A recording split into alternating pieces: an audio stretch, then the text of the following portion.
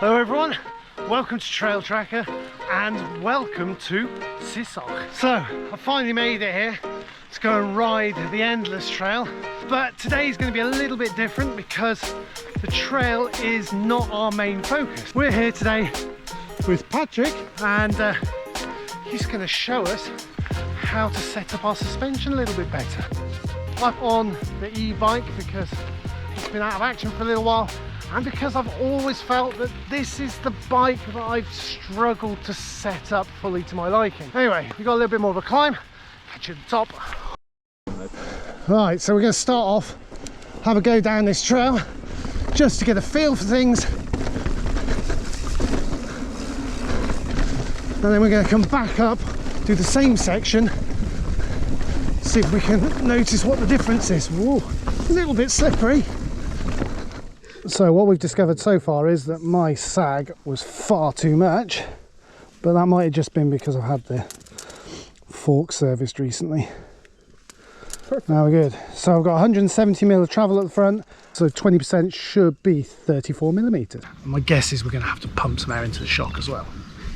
We've got the sag set on all of our bikes. It's quite interesting. Patrick was explaining that the reason why we tend to have more sag at the back and at the front is because we spend most of our time riding downhill, so you've got more weight over the front, and therefore you've got about the same amount of sag front and back. So we've had a go at finding a base setup. He's made my rear suspension, the rebound, as slow as possible, and I can feel it. Now we've made it as fast as possible. Oh yeah, that is very different. You can just feel it shattering around all the time. And we're going for something a bit in the middle. Better than both of the other settings for sure.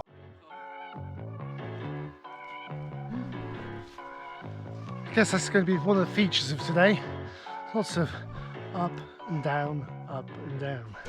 Now I've turned our attention to the fork. The last run closed the high-speed compression too much, so we made another little adjustment, see if it's better, and that definitely felt better. So we've gone through a ton of settings. I've ridden this little piece of trail I don't know how many times now, so I'm going to get Patrick to kind of explain to you what it is we've done so far, because whatever we've done, it's made a massive difference. Yeah, so we started with sag, where you had way too much sag in the front, a bit too much in the rear.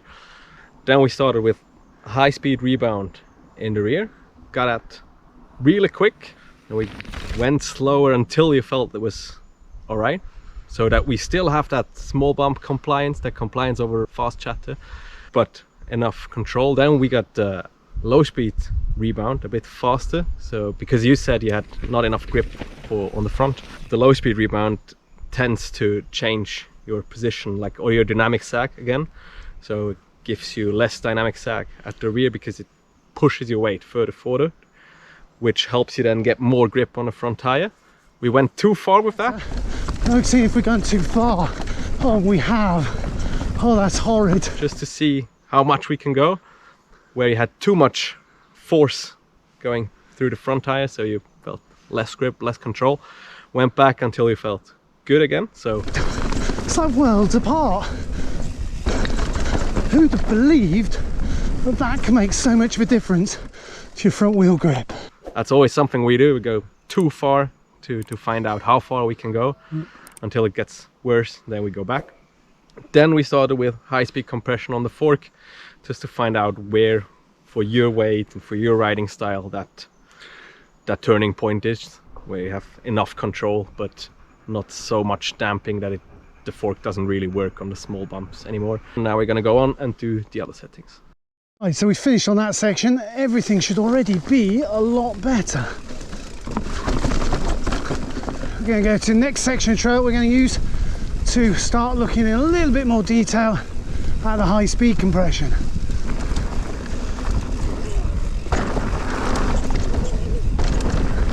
Oh yeah, straight over the little gap.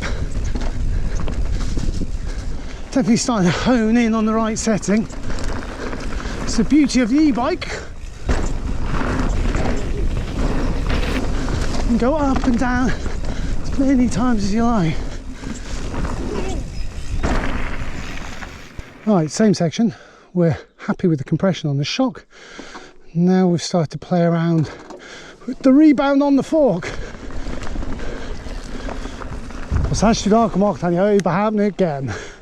That's good. Apparently Patrick made my rebound much faster last time, and it was horrible. So let's go and see what he's done this time. Better, but a little bit kind of a dead feeling.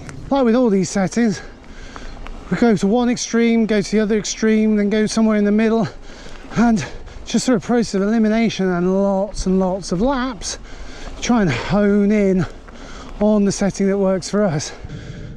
And I think the thing I've noticed with the rebound is, as soon as it's too much, you know. See if we've pushed it too far.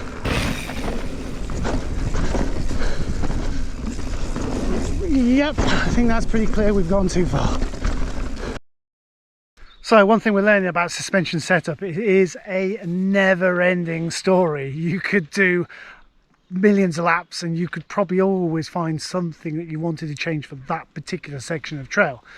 But after we got that nice base set up on the top section, we moved to the next section, and I'll leave Patrick to explain to you what it was we were doing there. At that little section we did compression in the rear, high and low speed, and rebound at the fork. With compression we're looking for a setting that gives us enough control for the corners and the little gaps so that we don't get bucked because we are using all our travel like on the takeoff. We were looking for that middle ground in between that support and the compliance over the bumps, over the roots. And at the front it's pretty much the same. We're looking for the middle ground between the control we're needing and a fast enough rebound so we get the traction that we need. But I think we found a nice setting for both front and rear.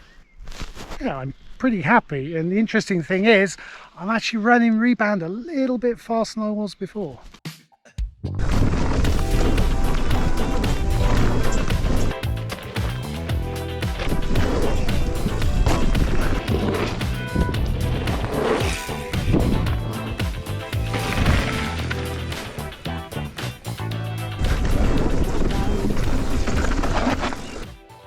So for this last bit we're going to set our low speed compression on the fork, so we've got a nice feel as we're going into these corners that are just here, which have got some support but not a huge amount.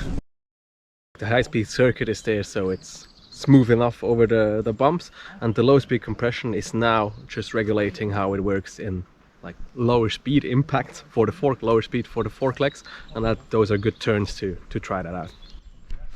I certainly noticed quite a difference when we dialed in a little bit more low speed compression, and all of a sudden I had a bit more support and a bit more control in the corner. Nice. There you go, that's the end of today's video, and there's one very happy trail tracker whose bike is working really well. Thanks to Patrick. I'll put a link to his website in the description at the bottom of the video. If you haven't sorted out your suspension, I thoroughly recommend you go and see this man. He will be able to help you.